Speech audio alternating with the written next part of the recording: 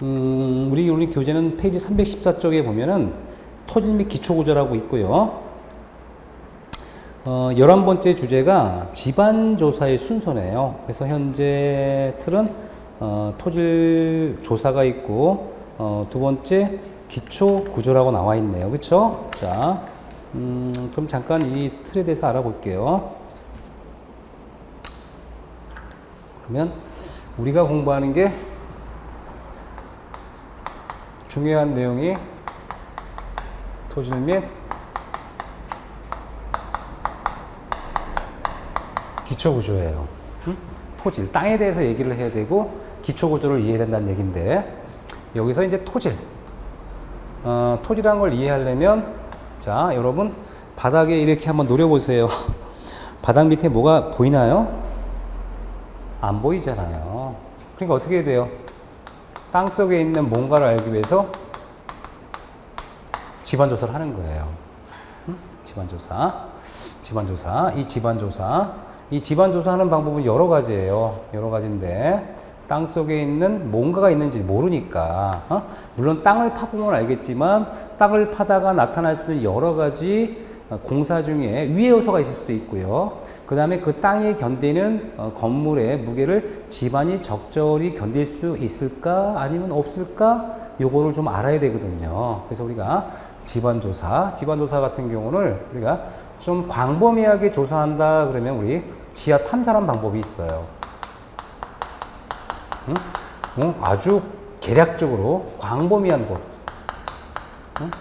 광범위한 이런 지역을 계략적으로 조사할 때를 우리가 탐사라 그래. 지하 탐사. 그 다음에 넓진 않지만 좀 얕은 층 같은 거를 파겠다, 얕은 층 정도로 알겠다 그러면 우리가 짚어보기라는 방법도 있어요. 짚어보기라는 방법도 있고요. 또는 원시적 방법 같지만 실제로 한번 터파기 해보는 겁니다. 얕은 층 땅을 파보는 방법이 있어요. 이렇게 하는 방법도 있고요. 어느 정도 깊은 층이다.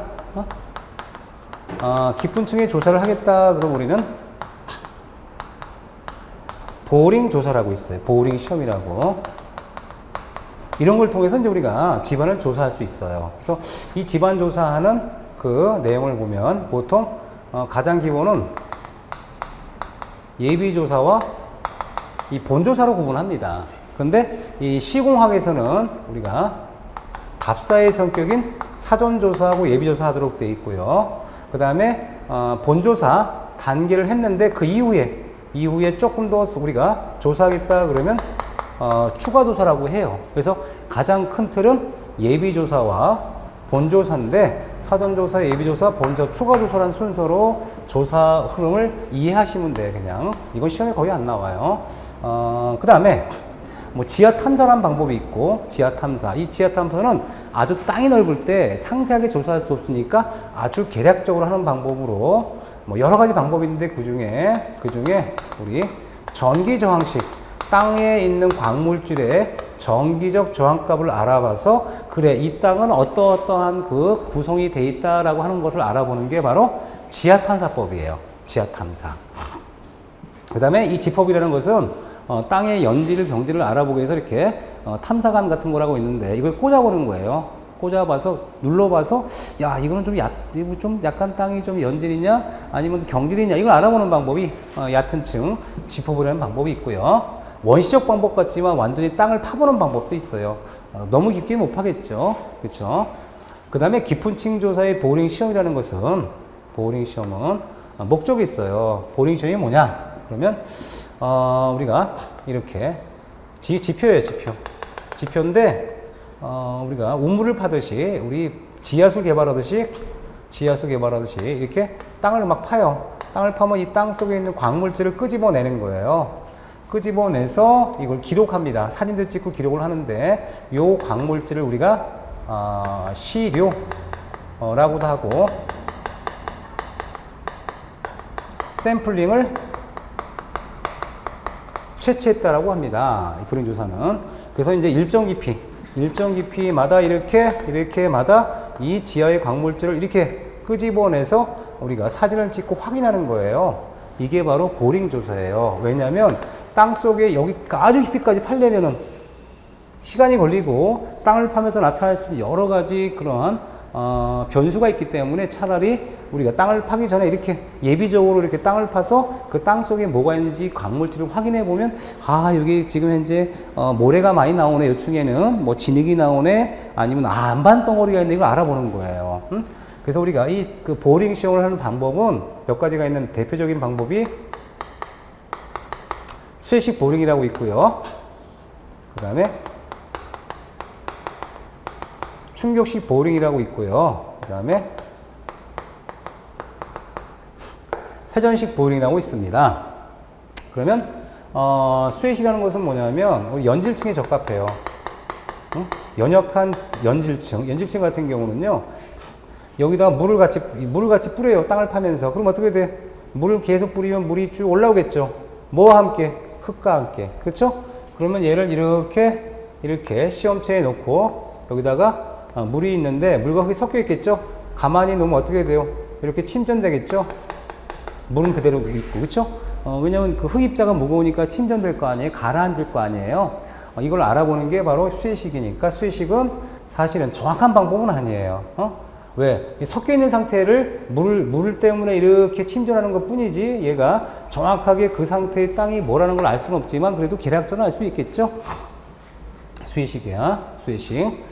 그 다음에 충격식 볼링은 뭐냐면요, 이 안반층 같은 경우, 그쵸? 이 안반층 같은 경우는 이렇게 수혜식을 할 수가 없는 거예요. 그죠? 그럼 어떻게 할까? 강한 비트로 쪼개내요. 깨냅니다. 깨내면 얘를 깨낸 걸 다시 끄집어내서 우리가 이렇게 시루를 채취하는 방법이에요. 그 다음에 회전식은 뭐냐면 가장 정확합니다. 정확하고 연속 지층의 성격을 이해할 수 있는 게 바로 회전식이에요. 그 왜 정확하다 그러냐면, 우리 톱 있죠, 톱. 톱을 이렇게 톱날을 원형으로 만드는 거예요. 원형으로 만든 톱날을요, 이렇게 회전을 시켜. 회전을 시키면 이렇게 시험체처럼 시료가 올라오는데, 여기 뭐 이렇게 각 섞여 있는 게 이렇게 그대로 뜨는 겁니다. 윙 회전시켜서 그대로 끄집어내는 거예요. 이게 바로 회전식 보링을 합니다. 가장 정확하고 연속 지층 가능한 방법이 회전식이라고 쓰면 될 것 같아요. 회전식. 그래서 현재 교재에 나와 있는 내용 중에 첫 페이지를 제가 설명한 겁니다. 그 다음에 이제 우리가 그 기초주의 14번은 사운딩이라고 나와요.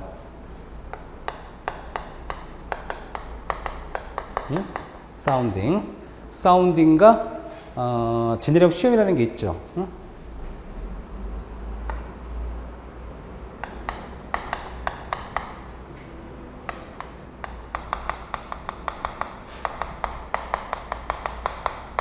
뭐 사운딩 하면 느낌이 별로 없어요. 그죠?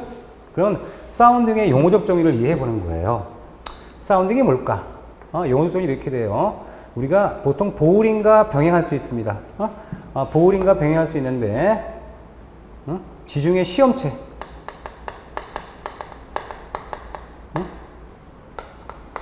땅속이죠? 땅속에 시험체를 꽂아서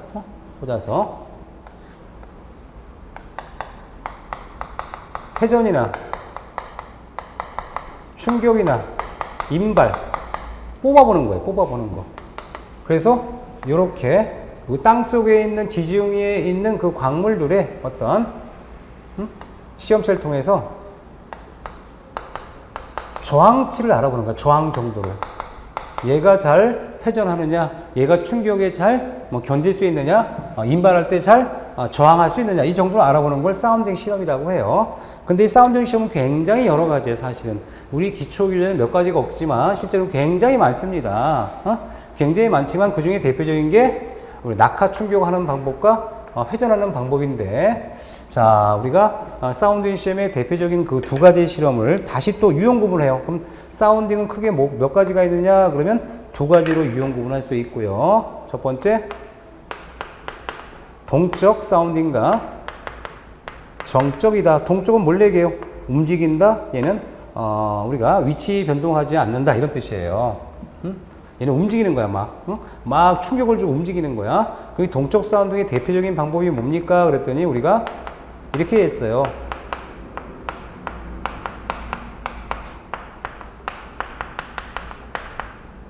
표준 간입 시험이 있습니다. 라고 하는 거고, 정적 사운딩에 뭐가 있습니까? 라고 했더니,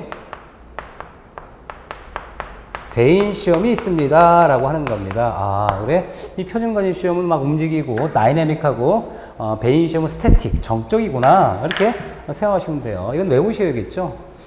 근데 이 표준 간입은 말 그대로 충격을 준다는 걸 우리, 좀 이상하다. 관입을 할까? 그래, 관입. 회전하고, 그래. 관입이 더 적당하게 용어가 관입하고 인발하는 이런 시험 저항도를 알아본다라고 했는데 그 표준관입 시험의 의미를 알기 위해서 제가 잠깐 설명드릴게요. 요건 나중에. 그러면 우리가 안녕하세요. 최군의 생일이 언제예요? 예, 그렇죠. 생일을 맞으면 어떻게 돼요? 요 통, 생일 케이크 통이 3cm래. 3cm, 그쵸? 3cm. 어우, 굉장히 케이크 많이 드시겠네. 그쵸? 케이크 비싼데. 자, 요 케이크 이 통에다가, 그쵸? 케이크를 이렇게 꽂아 놓고요. 케이크 있겠죠? 케이크를 집어 넣고, 여러분 숟가락 있죠? 스푼으로 꽝 치면 한 번에 도달해. 관입을 하는데 몇 번 걸렸어? 몇 번 걸렸냐? 그랬더니 한 번 걸렸대. 굉장히 케이크는 부드러워요? 딱딱해요? 부드럽죠. 부드럽지. 자, 굉장히 부드러워. 그러면 다시 이 케이크를 다 드시고, 그 다음에 여기다 콩 있죠, 콩. 무른 콩들을 이렇게 좀 배치해놔, 콩들을 적당하게. 그리고 충격을 또 주는 거야. 생략. 충격을 딱 했더니 얼마가 나왔대? N치가 한 3번 나왔대. 그쵸? 그때 좀 흔들었어. 흔들면 어떻게 돼? 아까보다 조밀해져. 조밀해지죠? 그때 몇 번 나왔다? 6번 나왔대요. 그럼 그게 뭘 얘기해? N치 값이 크면 클수록 그만큼 내가 관입하는데 저항이 크다는 얘기죠? 그 어떤 의미를, 여기서 우리가 알 수 있는 게 뭐야? 여기서 이렇게 가를 때 어떤 특징이 있었어요? 밀도가, 높아졌다? 밀도가 높아지면, N치 값이 높아졌어. 왜 높아지는 거야? 밀도가 높아지면 얘가 관입을 할 때, 콩과 콩 사이가 들어가지 않도록 마찰정이 커지는 거고, 마찰정이 커지니 N치 값이 높아졌더라. 이거죠, 그죠? 그렇잖아요. 왜냐면 조밀할수록 얘가 막 마찰하는 거야, 얘가. 보세요. 내가 이렇게 듬성듬성 해놓으면 얘가 이렇게 싹 가면 여기 통과하죠. 통과하는데 얘가 여기 여러 개가 있으면 어떻게 돼? 하나하나 깨고 들어가려니까, 하나하나 밀치고 가려니까 저항치가 높으니까 N치 값이 높아지는 거잖아요. 3cm 관입할 때 몇 번이 걸리냐고 중요하구나. 그러면 이렇게 우리가 밀도, 조밀 정도를 통해서 마찰정이 크고, 마찰정이 크면 N치 값이 크고, N치 값이 크면 뭐 하는데 여기다가 더 무거운 물체를 올려놔도 변형이 작을 거 아니에요. 다시 말씀드려서, 자, 여기 아까 K 있죠, K. N이 1이라고 하는 이 부분에, 그쵸? 우리가 물통 하나 올려놨다. 그럼 어떻게 돼? 무거운 물통 올려놓으면 그냥 가라앉겠죠? K가 약하니까 변형이 생길 거 아니야, 이렇게. 그죠? 가라앉단 말이죠. 그럼 얘는 결과적으로 좋은 땅에 나쁜 땅이야. 집안으로 따지면 나쁜 땅이지, 건물이 가라앉으니까. 그러니까 K 자체를 봤을 때 N치 값이 1이라는 건 얘기 뭐예요? 조그만 그 건물도 못 받겠다는 얘기잖아. 그죠? 그런데 N치 값이 높아질수록 어떻게 돼요? 조밀하고 마찰정이 커지니까 얘가 안 가라앉겠죠. 그러면 우리가 땅이 견디는 힘, 건물의 무게를 땅이 견디는 힘, 그 저항하는 정도를 우리 뭐라고 했다? 우리는 진해력이라고 해요. 그럼 다시 한번 얘기해 줄게요. N치 값이 크면 진해력, 땅이 견디는 힘이 커져요, 작아져요? 커지겠지. 그러면 이 표준관입 시험의 목적이 뭐냐? 그럼 이렇게 얘기를 해요. 사질토의 조밀, 밀도 정도를 파악하고, 밀도 정도를 파악하니 뭐가 생긴다? 마찰정들을 파악하고, 그래서 n치 값을 알아보고 n치 값을 알아서 뭐다? 지내력을 자세는 모르지만 계략적으로 추정하는 이 방법을 얘기하는 거예요. 결과적으로 우리가 지금 공부하는 이 사운딩은 뭐에 속하는 거예요, 지금? 이런 사운딩은 우리가 지반조사에 해당하는 거고요. 이 지반조사를 하는 주요 목적 중에 하나가 뭐냐면 이 건물, 향후 발생할 수 있는 이 건물의 무게를 땅이 견딜 수 있느냐, 없느냐, 이걸 알아보는 거잖아요. 근데 이 건물의 무게를 못 견뎌가지고 얘가 막 가라앉으면 되겠어요, 안 되겠어? 안 되니 우리가 표준가입 시험을 통해서 사질도의 밀도 정도를 알아보자. 그 밀도 정도 알아본다는 얘기 뭐야? n치 값을 알아보는 거야. 왜? n치 값이 높으면 그만큼 마찰정이 세서 지내력이 좀 셀 거라고 추정이 가능하다라는 얘기죠. 그렇죠? 된 거죠? 아, 요 내용이구나. 요 내용. 오케이. 이해할 수 있어요. 그러면 이제 그 다음에 나오는 게 뭐냐? 배인 시험이야. 배인 시험은 뭐냐면요. 우리가 점토질이야. 이 점토질은요, 이 마찰정이 별로 없어. 그쵸? 미끈미끈하고 끈적거리잖아요. 그쵸? 얘가 아주 간단한 입자가 물과 함께 섞이면서 약간 반죽적인 성격도 지니면서 얘가, 우리가 마찰력은 없지만 끈적이요. 끈적. 그쵸? 우리 진흙은 끈적이죠. 그쵸?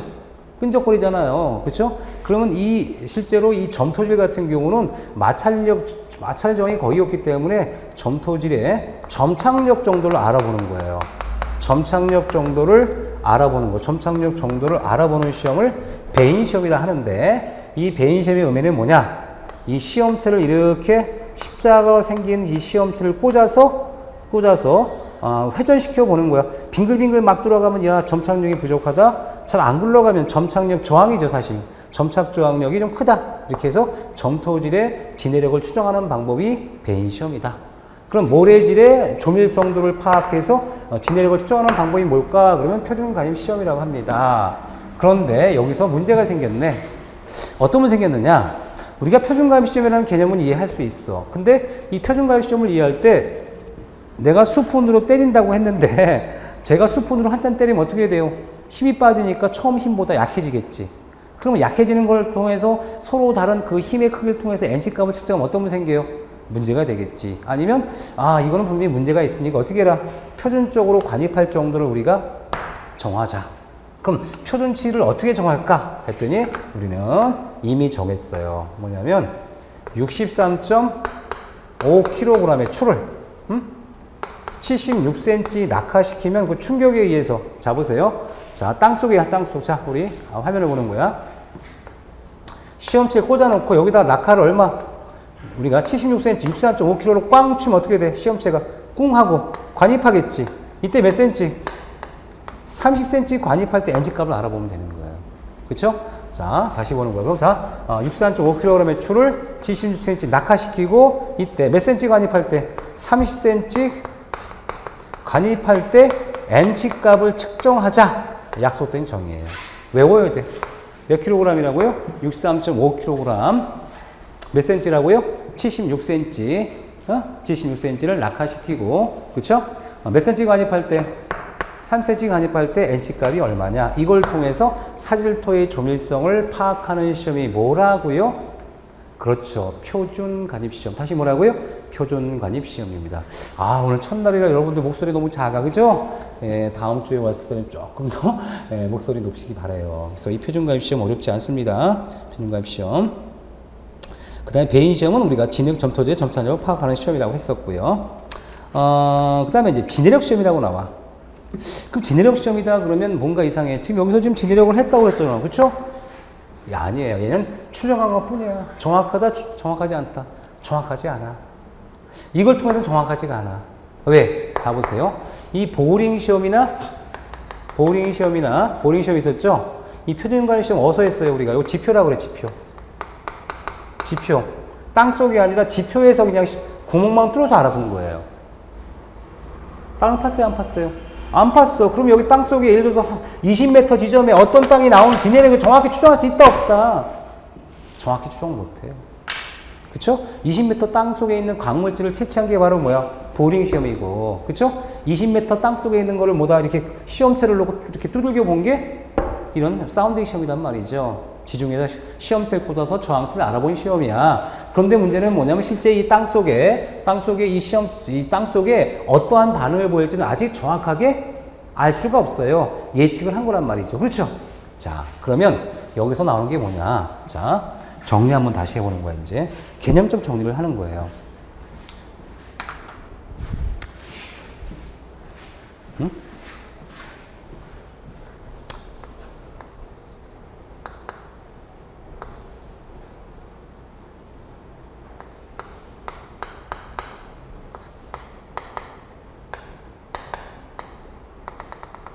지표예요.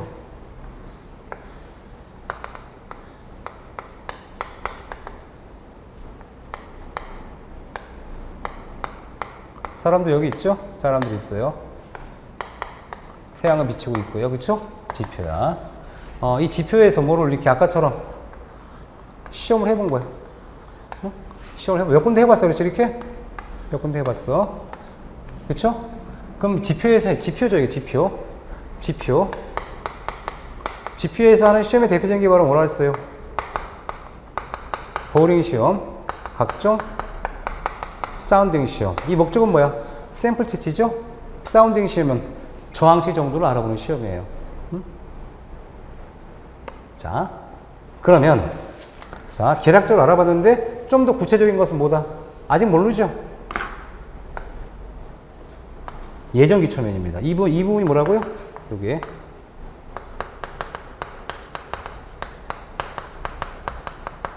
예전 기초면이라고 하는 걸 우리가 기초 저면이라고 그래요.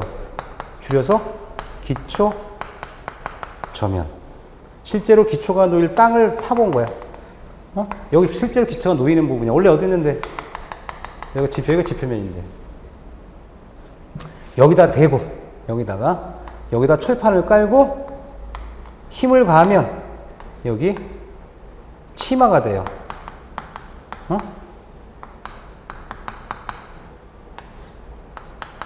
넓은 판을 평판이라 그래요. 이렇게 평판을 대고 힘을 가해서 치마가 되는 정도를 통해서 이 진해력을 조사하는 방법을, 자, 이걸 뭐라 했을까?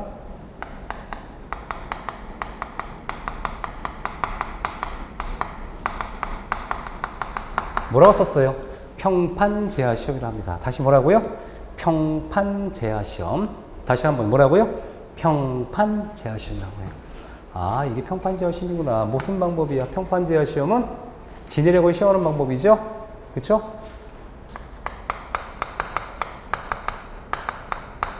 땅이 얼만큼 견딜 수 있는지를 시험하는 방법이 바로 평판제하 시험이에요.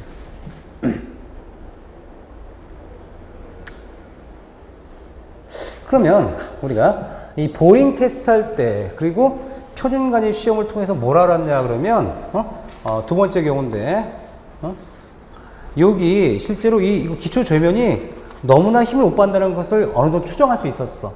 그럼 추정할 수 있으면 평판제하 시험하지 않습니다. 너무나 형편없이 나왔다는 거야. 그렇죠? 보통 정도가 아니라 너무너무 약해서 분명히 땅을 파나 마나 이런 문제가 생긴다. 그럴 때는 우리가 기초 형식을 뭘로 만들냐면 얘는 직접 기초에 해당하는 거야. 직접 이 저면에다가 기초를 수행하는 경우가 있고요. 간접적으로 말뚝 기초로 우리가 바꿔주는 경우가 있어요. 그건 뭐냐면 이 땅이 워낙 진해력이 약하니까 여기서 기대 못해. 그러니까 어떻게 하냐면 이렇게 단단한 땅이 여기 있어요. 아주 단단한 이런 땅이 있습니다. 땅 속에. 그럼 어떻게 한다? 이렇게 여기다가 말뚝을 박아. 그쵸? 그럼 이 말뚝을 박는데 문제는 뭐야? 이 땅은 여기까지만 팠고 여기는 못 팠죠. 말뚝만 내려야죠. 그럼 어떻게 할까 이때 실제로 말뚝에 힘을 가하거나 충격을 줘서 얘가 얼마만큼 말뚝이 견딜 수 있는지 알아보는 시험이 필요해요. 이건 뭐라고 한다 이런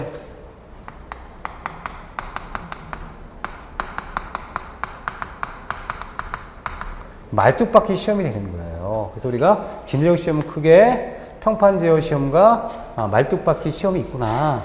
말뚝에, 왜냐, 아까도 얘기했죠. 땅은 팠는데 여기 땅은 못 파. 그죠? 앞으로 5m, 6m 더 파는 거 땅은 돈이 엄청 많이 들어가거든요. 이때는 어떻게 한다? 땅을 파보면 확실하겠죠. 근데 이 땅을 파보려면 어떻게 돈이 너무 많이 들어가니까 기초는 여기에 놓이지만 이 기초보다 이렇게 더 밑에 있는 저 단단한 땅에 말뚝을 박으면서 이 말뚝이 단단한 지반 있죠? 이 땅 속에 있는 단단한 지반이 얼마만큼 진해력이 있는지 시험하는 방법이 말뚝 박기 시험이 되는 거예요. 좀 이해하시겠죠? 그림 보니까. 응? 오케이. 자, 그렇다면 이제 교과서 내용 보는 거예요.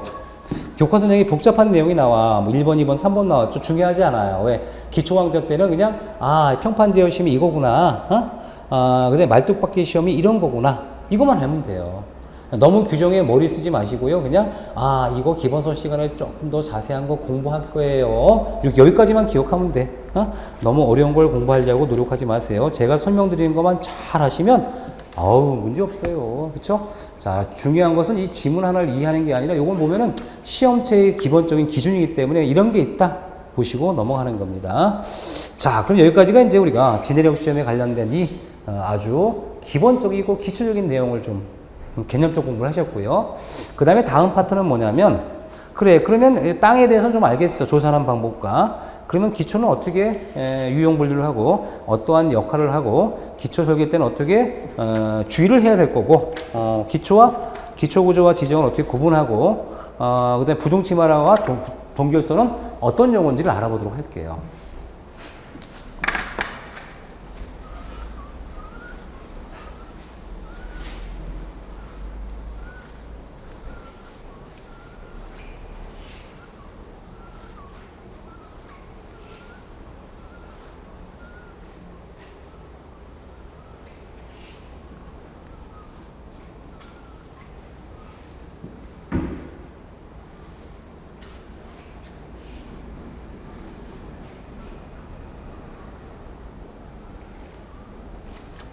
자, 우리가 이제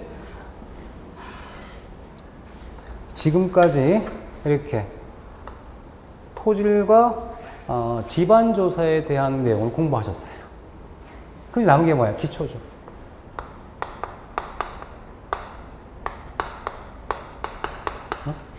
자, 그러면 자, 조금 더 상세히 들어가는 거예요, 이제. 그죠?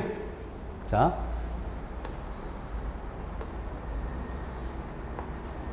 땅을 팠어요, 이렇게. 땅이 이제 사실은 파게 되면 약간, 여기 이제 이완됐다라 그래요, 이완. 이완됐다는 건 느슨해진 거예요, 땅이. 그럼 느슨해진 땅을 그냥 내비두면 돼요, 안 돼요? 안 돼요. 안 됩니다. 여러분이 막 땅을 풀어 헤치면 어떻게 돼? 땅이 느슨해지거든요. 느슨해지면 여러분이 조금만 이렇게 손바닥 눌러도 어떻게 돼? 땅이 푹 들어가죠? 심화가 된단 말이에요. 그럼 안 되는 거야. 그래서 이완된 지표를 좀 눌러줘야 돼. 눌러주는데.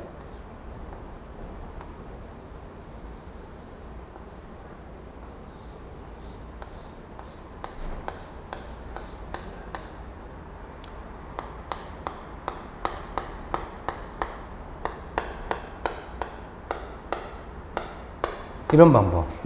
이렇게 눌러주는 거예요. 이걸 이제 우리 보통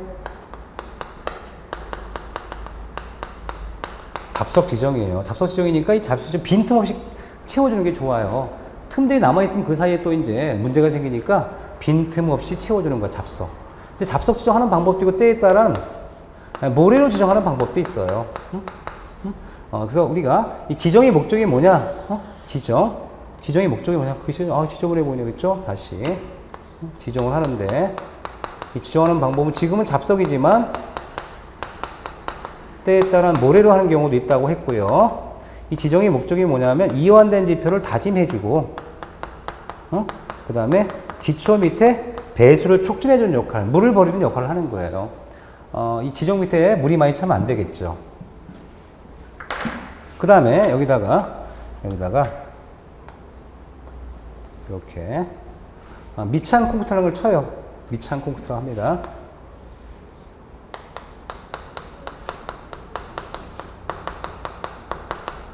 미창 콘크리트는 이렇게 단단할 필요가 없어요. 강도가 중요한 게 아니라 기능이 중요한데 이 미창 콘크리트 역할이 뭐냐? 중요한 역할은 우리가 먹매김 작업을 용이하게 하도록 하고 우리가 기초 밑을 평탄하게 유지하는 역할을 해요. 위창 콘크리트는 콘크리트인데 이렇게 잡석이나 모래지정 위에 해줘요. 이 먹매김은 또 뭐냐면 이 목공들이요. 자, 위에서 보는 거야. 위에 자갈이만 깔려 있어. 근데 여기다가 기초를 만들어줘야 되는데 이 자갈이나 잡석이나 또는 모래 위에다가는 선을 그릴 수가 없잖아요. 무슨 얘기냐? 막 자갈을 쫙 깔았는데 여기다 기초를 정확히 그려줘야 돼. 자갈 위에 막 선을 그으면 어떻게 돼요? 삐뚤삐뚤해지죠? 그러니까 콘크리트를 치고 난 다음에 목공들이 이렇게 먹을 입힌 이 줄들을 이렇게 실을 갖고 다니고 한 분이 쫙 늘어뜨리고 위에서 아래로 실을 딱 튕기면 여기 요 기초 자리가 탁 금이 가요. 선이 딱 보이는 거야. 선을 긋는 거야. 가선을 긋는 행위가 먹매김이에요. 그러니까 한마디로 먹줄 있죠. 우리가 줄에다가 먹을 입혀가지고요 갖고 다니시죠. 빙빙 허리에 차고 다니는데 내가 필요한 곳에 내가 구조물을 표시한다 그러면 비창 콘크리트 위에다가 목공 두 분이 이렇게 한쪽은 잡아주고 땅 한번 튕기면 여기다가 선이 그려지는 거예요. 그 다음에 여기다가 다시 이렇게 넓은 평판을 만들어 주는데 이것을 넓다라고 해서 기초판이라고 그래요. 물론 기초판은 철근 콘크리트가 배치가 되는 거죠. 그 다음에 여기 가운데 이제 기둥이 있을 테니까 기둥 부분을 이렇게 연결해 주는데 기둥과 연결되는 이 기초에 가까운 이 부분을 특별히 우리는 주각부라고 그래요. 주각부. 주각부. 이 뭐에 연결되는 거예요? 이 부분이. 기둥과 연결되는데 그 기초판 위에 올라간 기둥을 특별히 주각부라고 해요.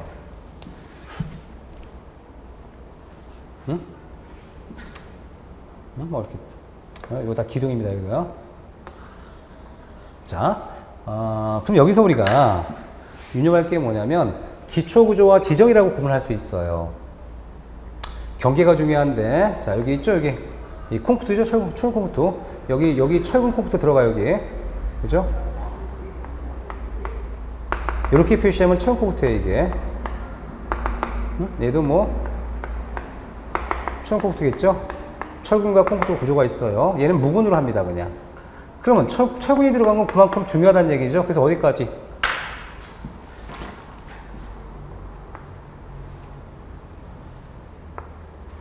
이 경계면 이유를 기초구조로 하고요. 이 경계면 이하를 지정 형식을 했던 겁니다. 아, 그러네. 그래서 기초판부터는 기초구조에 속하고요. 밑창 콘크리트부터는 지정에 속하는 거예요. 그럼 만약 시험 지문에 밑창 콘크리트는 기초구조에 속합니다. 그럼 맞아요? 틀려요? 틀렸죠. 밑창 콘크리트와 기초판의 경계가 바로 기초구조이기 때문에 여기 밑창 콘크리트 요 해당하는 요 부분은 대부분 지정이라고 봐야 되는 거예요. 그래서 지정과 기초판의 그 경계가 바로 밑창 콘크리트 윗면이 돼요. 어디에 붙어 있는? 기초판 밑면과 붙어 있는. 이해하시겠죠? 자, 용어 정의를 정했으니까 이 부분은 숙지하는 겁니다. 기초구조와 지정을 이렇게 구분한다는 거 중요한 얘기죠.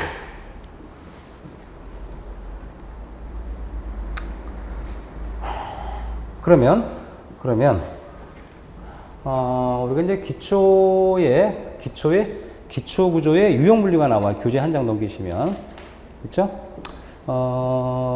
근데 이제 기초줄제 여기 공부하기 전에 기초주제 17번을 보시면 기초구조 설계 시 주의사항 나와.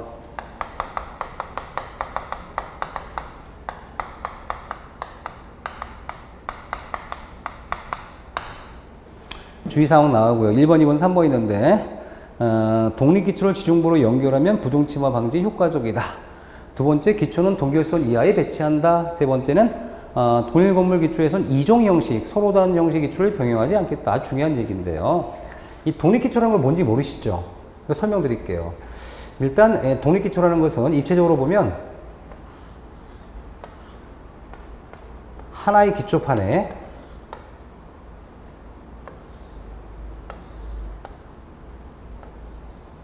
이렇게 하나의 기둥이 올라가는 거예요. 독립기초라 합니다. 독립기초라 그래요. 이렇게 독립기초가 안정돼 보이죠. 그런데 이 독립기초 중에 일부가 이렇게 여기가 없대요. 그럼 어떻게 돼요? 좌우대칭이 돼요, 안 돼요? 안 되죠. 얘가 없다고 치는 거야. 그쵸? 그러면 자, 그림을 그려줄게요. 자, 얘가 원래 이렇게 해서 좌우대칭이 돼야 되는데, 여기 인접지 경계래요. 경계가 넘어가지 못하니까 어떻게 만들었어? 이렇게 못 만들었어. 이렇게 만들었대요. 이렇게 만들면 얘는 안정적이에요? 불안해요? 불안하지. 근데 옆에 있는 기초는 어떻게 생겼대요? 가운데 잘 중심을 잡고 있더래요. 그쵸? 그럼 어떻게 하면 될까요? 얘가 자칫하면은 부등치마, 한쪽으로 치마가 될 수 있대요. 그럼 안 되겠지. 그래서 어떻게 하냐면 땅속에 있는 땅속에 볼을 만들어줘요. 이 보. 이 보는 어떤 역할을 하는 거예요? 기둥과 기둥, 주곽부와 주곽부를 연결한 보가 필요하죠? 얘는 어디에 속해 있어요? 지금 땅에 있죠? 땅에 있으니까 뭐라 그래요? 지중보로 했던 겁니다. 그래서 지중보로 이렇게 잡아주면 어떻게 돼? 얘가 덜 기울어지겠죠? 그래서 뭐라고 그래요? 독립기초를 지중보로 서로 연결하면 가라앉는 한쪽만 많이 가라앉을 수 있는 부등치마 방지에 효과적이다. 그래서 우리 치마는 균등치마가 있고요. 부등. 같지 않다는 얘기죠? 치마라는 게 있고요. 이 부등치마된 대표적인 경우가 원래 이렇게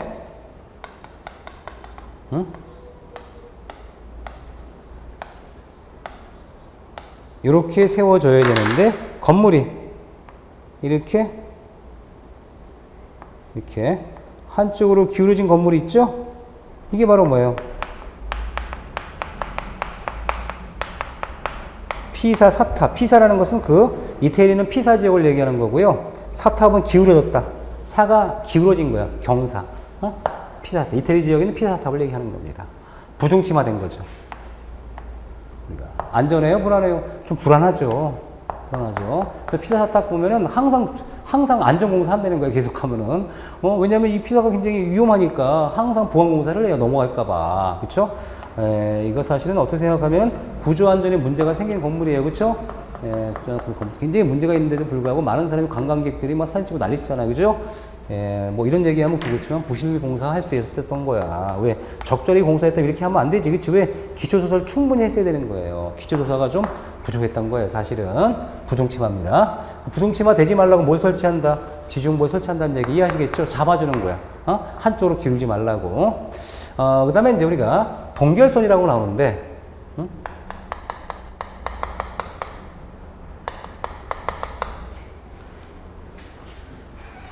이 동결선 이하에 배치하라고 나와. 땅이에요, 땅. 지표입니다. 지표인데 여러분, 땅 속에 들어가면 물이 얼어요, 안 얼어요? 안 얼지요. 땅 속 깊이 들어가면 1년 내내 15도 정도예요. 1년 내내. 땅속 깊이 들어가면. 그쵸? 그게 뭐냐면, 땅 속에는 외부 기온의 영향을 안 받아요. 근데, 얘가 어디 올라가면, 지표에 가까운 거 갈수록 어떻게 돼요? 외부 기온의 영향을 받죠? 그래서 우리가, 학자들이 간단한 우리가 내용을 좀 검토하기 위해서 여러 가지 측정을 했더니 뭐냐면, 땅에서 얼마까지? 땅에서 일정 깊이까지는 언대요. 얼음이 언다는 거야. 땅 속에 물이 있잖아요. 물이 뭘로 변해? 얼음으로 변하더라 이거야. 그러면 기초로 이렇게 얼음이 얼 수 있는 이런 곳에 만들어주면 어떻게 돼요? 땅 속에 있는 물이 얼음으로 변하면 얘가 기울어지겠죠? 변형이 생기겠죠? 그래서 이렇게는 하지 마라. 그럼 뭐다? 동결선 이하에 뭐를 배치해라? 이렇게 기초를 배치하면 이 기초는 이 설사 물이 있다 하더라도 얼음이 발생하지 않으니 안전하다. 그래서 기초는 어디에? 동결선 아래에, 동교는 동결선 이하에 배치하는 겁니다. 자, 어때요? 기초는 동결선 위에 아래, 기초는 동결선 아래. 이해할 수 있죠? 네, 요거 아주 중요한 개념이죠. 자, 그 다음에 이제 동일 건물 기초에선 이종 형식을 피하라는 얘기는 뭐냐면 기초 형식이 여러 가지 있어. 좀 이따 배우지만. 하지만 우리는 뭐다? 여러 가지 섞으면 된다, 안 된다? 안 된다는 거예요. 볶으면 안 돼. 한 가지 재료를 써라. 한 가지 기초를 써라라는 얘기입니다. 그래서 기초는 가급적 여러 가지 형식이 아니라 한 가지 형식 하도록 돼 있어요. 가급적이면. 그래서 서로 다른 이종 형식을 하지는 않습니다. 자, 그렇다면 기초 주제 18번 넘어갈게요. 중요한 거죠. 여러분이 이제 중요한 거야.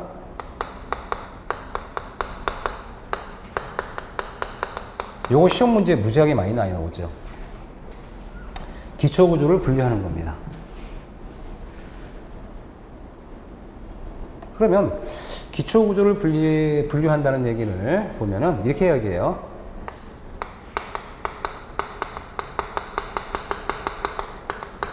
기초판의 형식상 분류하는 방법이 있어요, 여러분들. 기초판의 형식. 그 다음에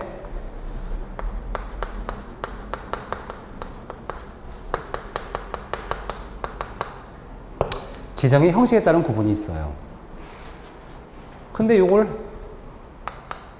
네 가지씩 있네. 공부하기 힘들겠죠?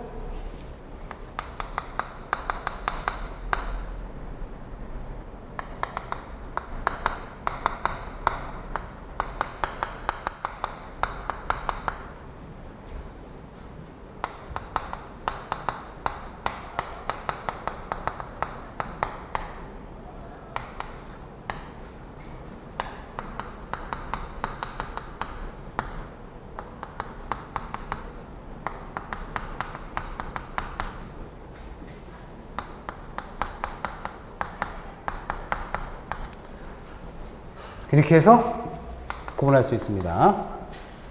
8가지가 되는 거죠.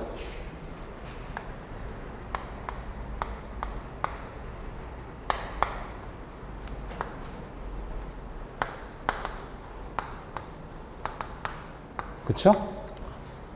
유형 구분을 이해하셔야 돼요. 1번부터 4번까지는 기초판의 형식상 구조 분리한 거고, 5번부터 8번까지는 지정의 형식에 대해서 구분한 방식이에요. 일단 나중에 가면 외우면 돼요. 지금은 유형분류 이해하시고. 그러면 일단 하나를 아는 것도 중요하지만 크게 네 가지 있다는 거 알아야겠죠. 그죠?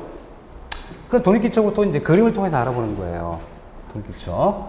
자, 아까 얘기한 것처럼 독립기초는 아까 얘기했었죠? 하나의 기초판에 하나의 기둥이 올라가면 독립기초예요. 복합은 뭐냐? 기둥과 기둥 사이가 좀 멀어서 하나의 기초판에 2개 이상을 기둥을 배치하면 복합기초. 온통은 뭐냐면 하나의 기초판에 온통, 기둥과 내력벽이나 이걸 다 배치하면 온통기초. 온통. 온통기초를 또 뭐라 하냐면 매트기초로 합니다. 매트기초라고 해요. 그럼 줄기초는 뭘까? 줄기초는 주로 내력벽 형식에 많이 채용을 하는데, 자, 그림을 그려줄게, 입시적으로. 내력벽이 올라가 있어, 내력벽이. 내력벽이 이렇게 있습니다. 내력벽은 힘을 받았어요. 하중을 전달해야 돼. 전달을 해야 되는데 독립기초로 만들면 어떻게 해야 돼요? 끊어질 거 아니에요. 그쵸? 하중이. 그러니까 어떻게 한다, 이때는 내력벽을 따라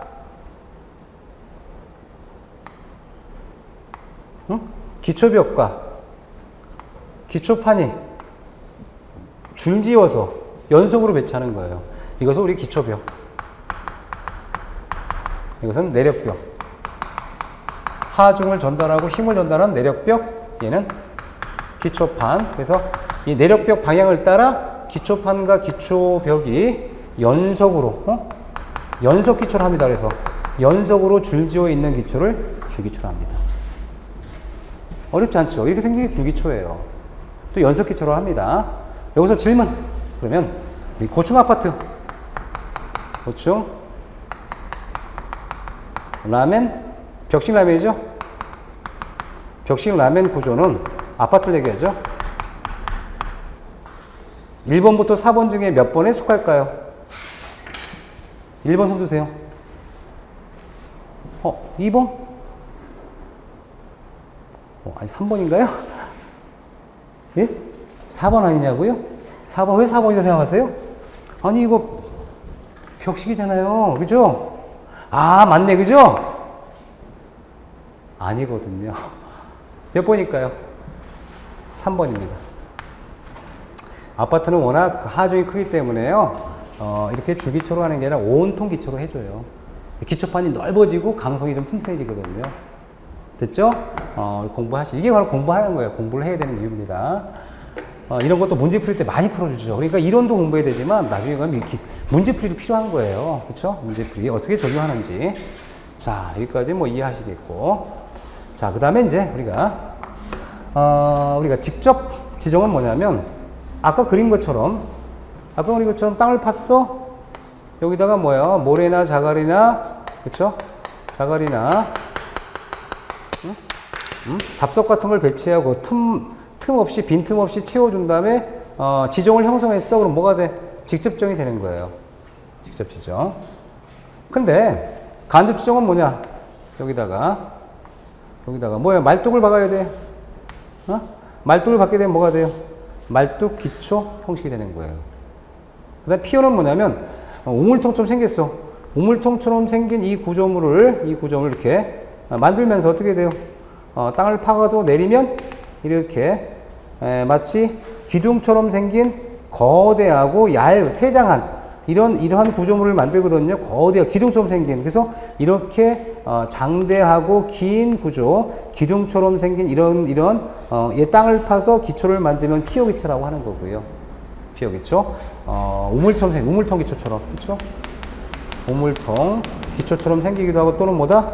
기둥 형성처럼 길다라고 이제 세장한 이런 기초를 만들어 좀 피어 기초를 하고요. 그 다음에 케이슨 기초는 뭐냐면 얘는 상자각처럼 생겼어요. 상자각처럼 생기고 기둥과 뭐가 있는 것처럼 보이는 구조물을 땅을 파서 굴착해서 기초를 형성해 주면 얘를 케이슨 기초라고 해요. 그래서 케이슨 기초는 상자각처럼 생긴 이 구조물을 지상에서 먼저 만들어서 땅을 파면서 가라앉히는 거, 잠수함은 물속에서 만들어요? 아니면 지상에서 만들어요? 지상에서 건조고, 그쵸? 물속에 가라앉히죠? 그럼 케이슨 기초의 특징이 뭐라? 지상에서 구조물을 만들어서 땅 속에 가라앉히면 잠안기초. 어때요? 아, 이게 지정의 형식이구나. 그죠? 자, 이렇게 설명을 드렸습니다. 그 다음에 이제 기초주제 19번의 부등치마는 아까 잠깐 공부했었죠. 부등치마. 그래서 부등치마는 연약지반에서 이제 부등치마를 방지하는 대책이 있고요. 부등치마는 한쪽으로 기울인다는 얘기 있었죠? 한쪽으로. 그래서 이 부등치마와 좀 대비되는 게 균등치마가 있어요. 똑같이 치마하는 거 있고, 부등치마인데 부등치마가 굉장히 큰 문제가 생기죠. 왜? 한쪽으로 기울어지니까. 그 다음에 이제 부등치마를 방지하는 방법은 상부 구조에 관련된 내용과 뭐 기초 구조가 있는데, 이 상부 구조는 가볍게 해야 돼, 가볍게. 왜 가볍게 하라는 얘기냐면, 생각해 보세요. 자, 우리가 부등치마가 되는 유형은 여러 가지지만, 땅이 못 견디는 거야. 특히나 이제 건물이 이렇게. 한쪽은 좀 높고, 한쪽은 낮으면 어떻게 돼요? 당연히 얘가 무게중심이 안 맞으니까 치마가 되겠죠. 얘는 많이 치마가 되고 적게 치마가 될 거 아니에요. 그쵸? 이렇게 한 건물로 돼 있다면, 그쵸? 얘는 가볍고 얘는 무거우니까. 이때는 뭘 내가 얘기해? 이렇게 너무 한쪽 길고 높은 것보다 뭐다? 차라리 이렇게 해서 얘를 어떻게? 이렇게 균등하게 만들면 어떻게 돼? 건물을. 이때는 좀 덜 하겠죠. 그래도 치마가 된다 그러면 어떻게 돼? 차라리. 이거 좀 아깝지만 어떻게 좀 가볍게 만들면 치마가 덜 할 거 아니에요. 그죠? 이게 바로 뭐냐면 건물을 경량화시켜라. 그 다음에 이제 구조강성을 높이고, 또 건물을 너무 길지 않게 해라. 이것도 부등치마의 대책이 돼요. 그럼 이 건물을 길지 않게 하라는 얘기 뭐냐? 이건 질문이 나올 수 있는데 생각해 볼게요. 자, 만약 위에서 본 거야, 위에서. 땅이 이렇게 됐어. 내 땅이 이렇게 됐어. 내 땅이 이렇게 했는데, 그쵸?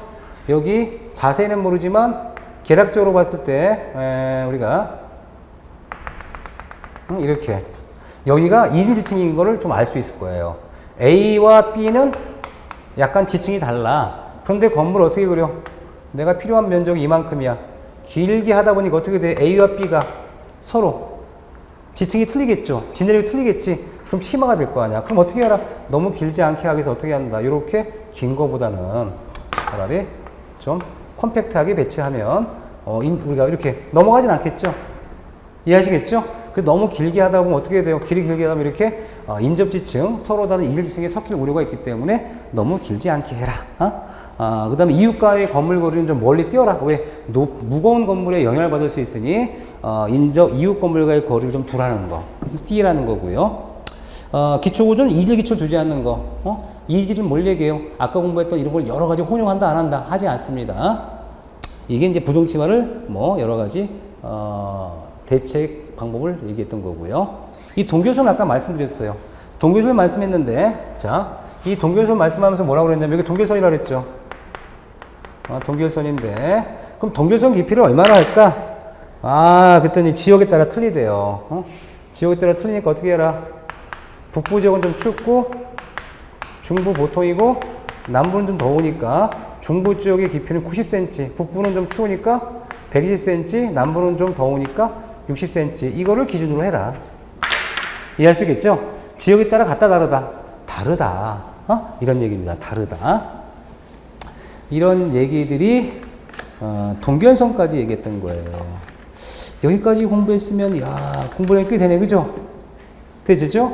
그래서 오늘 공부한 내용을 보면 잠깐 이제 공부 되게 많이 했어, 그죠? 실판 가득히 제가 그쵸? 썼다 지웠다 하면서 제가 크게 썼기 때문에 아마 여러분들 스마트폰 이런 모바일도 충분히 가능하겠죠, 그죠? 나름대로 고민을 많이 해서 제가 설명을 해요. 그래서 지금까지 공부했던 내용을 잠깐 보면, 그쵸? 내용을 보면 우리 건축 구조에 관련되는 내용, 이 중에 구조 총론을 공부했고, 토지 및 기초 공부했습니다. 총론에서 이제 우리가 중요한 게 이제 구조의 분류. 구조의 분류는 다시 우리가 구성 양식에 의한 분류와 시공 방법에 의한 분류를 공부했고요. 이 중에 중요한 철근 콘크리트 특징, 그 다음에 철골의 특징, 트러스나 쉘 구조, 내진 구조 등 공부했습니다. 그 다음에 토지 및 기초에 대해서는 우리가 지반조사 방법이라든가 기초구조의 어떤 유형분류와 특징, 지반조사에 대해서는 우리가 중요한 것은 보링조사, 보링 시험, 그 다음에 사운딩 시험, 더 정확한 진입력 시험 공부했어요. 그래서 보링 시험은 우리 시조 채취, 샘플 채취라고 해서 지중해 땅속에다가 지하 강물이 뭔지 알아보는 시험, 보링 시험. 지중해 흙의 저항치, 시험체를 놓고 흙의 저항치 정도를 알아보는 시험을, 그쵸, 사운딩 시험. 그 다음에 이제 보다 정확한 시험을 위해서 우리가 평판 제어 시험이나 말뚝박기 시험을 할 수 있다라고 했고요. 그 다음에 기초 구조를 우리가 생각할 때 구조와 지정으로 구분할 수 있고, 기초 구조는 이렇게 유형 분류할 수 있습니다. 말씀드렸던 거예요. 그래서 이렇게 오늘 첫 주에 공부는 이렇게 말씀드렸고요. OT 여러분이 어떻게 공부해야 되는지 공부 말씀했었죠. 여러분은 이제 다음 주에 또 나오셔야 돼, 안 나오셔야 돼? 나오셔야 돼요. 그쵸? 물론 집이 약간 머신 분도 있으실 거고, 가까운 분도 있지만, 거의 구애하지 않고 열심히 오시면 돼요. 약간 지각할 수도 있어요. 하지만 가급적으로 일찍 나올 수 있는 이런 습관을 통해서 여러분이, 좀 미리 와서 좀 책이라도 한번 잠깐 뭘 공부할지 자세히 공부하지 마세요. 왜? 자세히 공부하면 쓸데없는 거 공부하니까 그냥 이렇게 눈만 보는 거야. 이제 공부하겠구나. 그쵸? 이거 설명해 주시겠구나. 이렇게 가정하면 되세요. 아무튼 여러분들 첫 만남 즐거웠습니다. 다음 주에 오늘 이 자리에 또 모이는 겁니다. 자, 여러분 만나서 반갑습니다. 감사합니다.